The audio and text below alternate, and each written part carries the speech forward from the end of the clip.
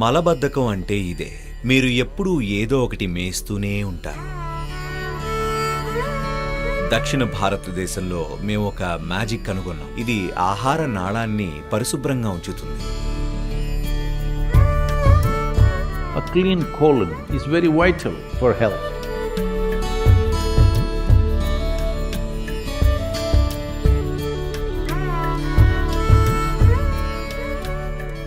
మీరు గనక fast food సెంటర్స్లోనో లేదా సూపర్ మార్కెట్స్లో ఆహారాన్ని తింటూ ఉంటే అప్పుడు సహజంగానే నీటి శాతం తక్కువగా ఉండే ఆహారాన్ని తింటున్నట్లే. మాంసాహారం తింటున్నా కూడా అది కూడా సమస్యే. ఎందుకంటే అది జీర్ణ వ్యవస్థలో మెల్లగా కదులుతుంది కాబట్టి. మీరు తినే ఆహారం ఏదైనా సరే అందులో నీటి శాతం అధికంగా ఉండాలి. మీ శరీరం 70% పైగా నీటితో నిండి ఉంటుంది. ఏదైనా కాయగూరల్ని తీసుకుంటే అందులో 70% పైగా నీరు ఉంటుంది. పండ్లలో 90% పైగా నీరుంటుంది. కాబట్టి ఇలాంటి కాయగూరలు, పండ్లు, గింజలు ఇంకా మొలకలను సరిపడా తీసుకోవడం ద్వారా మలం సాఫీగా కదలడానికి ఇబ్బందే ఉండదు. ఇక సమస్య అంతా మీరు నీటి శాతం తక్కువగా ఉన్న ఆహార పదార్థాలు తింటున్నారు. కాబట్టి కాయగూరలు, పండ్లు, గింజలు ఇంకా మొలకలను సరిపడా తీసుకోవడం ద్వారా ఆ సమస్య తీరిపోతుంది.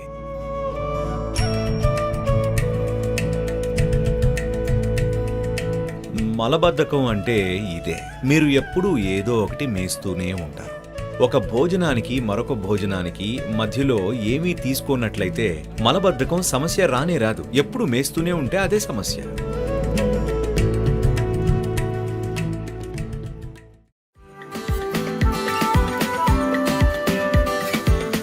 సంప్రదాయం ప్రకారం ఎప్పుడూ మొదటి ముద్దగా నెయ్యినే తినేవారు. నెయ్యి ఆహార నాళాలనంతటినీ లూబ్రికేట్ చేసే ఒక గ్రీజ్ లాంటిది. అది ఆహారాన్ని సులభంగా కదిలేలా చేస్తుంది. కనుక నెయ్యిని మీరు అన్నిటికంటే ముందుగా తీసుకోవాలి. అదే మీరు గనక నెయ్యి పిండి పదార్థాలను కలిపి తిన్నా లేదా నెయ్యి చక్కెర పదార్థాలను కలిపి తిన్నా అది కొవ్వుగా మారుతుంది. అలా కాకుండా మీరు ఒట్టి నెయ్యిని కానీ లేదా ఒక చిన్న అన్నం ముద్దలో నెయ్యిని కలిపి కానీ మొదట తీసుకుంటే అప్పుడు అది గ్రీజ్ లాగా పనిచేస్తుంది. కాబట్టి సరైన పద్ధతిలో నెయ్యిని తీసుకుంటే వారి మలం పేగు ఎప్పుడూ శుభ్రంగా ఉంటుంది. ఎందుకంటే లోపల ఏదీ పేరుకుని ఉండదు, ఏదీ కూడా అక్కడ ఎక్కువసేపు అంటుకుని ఉండదు.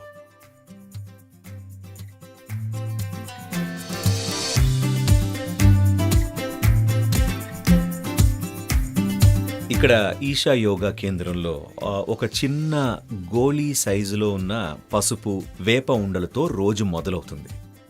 అయితే మీ వ్యవస్థ పైన దీని ప్రభావం ఎలా ఉంటుంది అంటే ఇందులో చాలా అంశాలున్నాయి. ఒక తక్షణ ఫలితం ఏమిటంటే అది మీ ఆహార నాళాన్ని పరిశుభ్రంగా ఉంచుతుంది. శుభ్రం చేయడం అంటే శరీరంలోని ఈ భాగంలోనే ఇతర జీవులు అసంఖ్యాకంగా ఉంటాయి. అంటే ఈ ఆహార నాళంలో ఎన్నో సూక్ష్మజీవులు నివాసం ఉంటాయి. వాటిలో చాలా వరకు మనతో స్నేహపూర్వకంగా మారాయి. వాటి వల్లే మనం జీవించి ఉన్నాం. నిజంగా వాటి వల్లే మనం జీవించి ఉన్నాం. వాటి వల్లే ఆహారాన్ని జీర్ణం చేసుకోగలుగుతున్నాం. శరీరంలోని ఎన్నో ప్రక్రియలు వాటి వల్లే జరుగుతున్నాయి. కానీ వాటిలో మనకు హాని కలిగించేవి కూడా చాలా ఉన్నాయి. వేపకున్న ప్రత్యేకత ఏమిటంటే ప్రత్యేకించి వేపను పసుపుతో కలిపి తీసుకున్నప్పుడు, ఈ రెండింటినీ కలిపి తీసుకున్నప్పుడు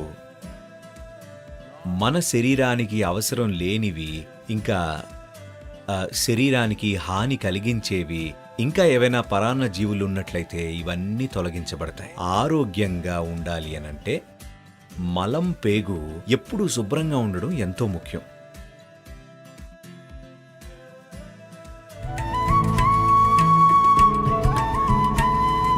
పాల ఉత్పత్తుల్లో కొన్ని ఎంజైమ్స్ ఉంటాయి.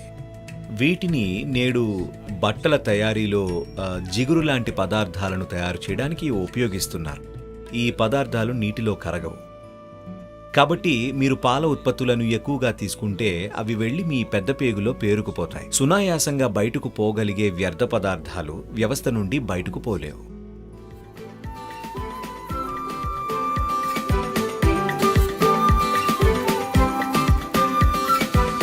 త్రిఫల అనేది 3 అద్భుతమైన ఫలాల సమ్మేళనం.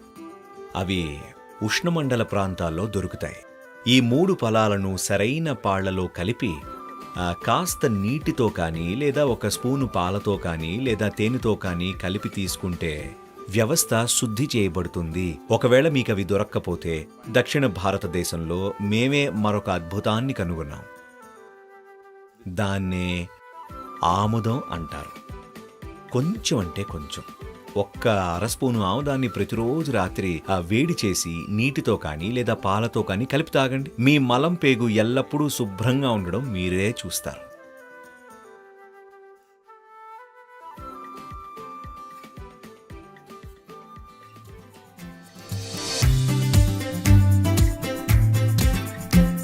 మీకిది తెలుసో లేదో, దీన్నిప్పుడు డాక్టర్లు కూడా ధృవీకరిస్తున్నారు. మీ మైండ్లో జరిగేదానికి ఇంకా జీర్ణక్రియకు సంబంధం ఉంటుంది. యోగాలో ఈ విషయాన్ని మేము ఎప్పుడో చెప్పాం. మీలోని భావోద్వేగాలు, ఆలోచనలు సంకుచితంగా ఉంటే సహజంగానే మలబద్ధకం కలుగుతుంది. పేగుల్లో కూడా. తెలుసా ఇది? చూడండి, మీ మెదడు ఇంకా ఇతర భాగాలు ఎలా అనుసంధానమై ఉన్నాయో. ఎందుకంటే మీరు ఇక్కడ ఏం చేసినా సరే అది సహజంగానే మీ జీవితపు మూలాన్ని ప్రభావితం చేస్తుంది. మూలాధారం ప్రభావితమవుతుంది కేవలం మీ బుర్రలో తిరిగే చెత్త ఆలోచనల వల్ల. మీరు భయపడినప్పుడు మీకు విరోచనాలన్నా అవుతాయి లేదా మలబద్ధకమైనా కలుగుతుంది. అందుకే మనం దీన్ని షిట్ స్కేర్డ్ అంటాం.